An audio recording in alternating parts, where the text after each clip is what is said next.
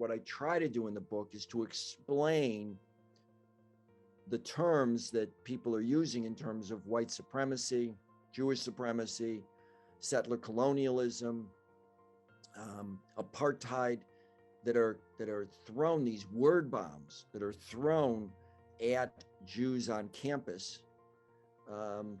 and explain where they actually come from in the research. Because in a number of cases, these terms have been absolutely hijacked. They mean something very different.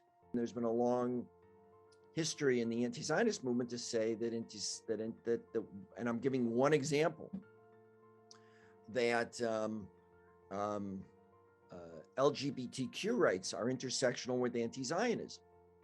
Well, then you have to grapple with the fact, which isn't typically mentioned, that in 1953, well before this became an issue for academics, Israel stopped prosecuting homosexuality and actually gave haven to, and this is known, it was kept very quiet for the safety of the folks involved, but gave haven to Palestinians who were LGBTQ, so they could actually live in Israel and escape being defenestrated.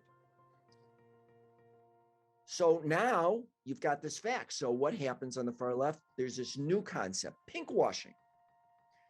Israel is only doing this because it wants to seem as though it's pro-LGBTQ. So again, it's embraced, just like documents are embraced and become part of the conspiracy theory.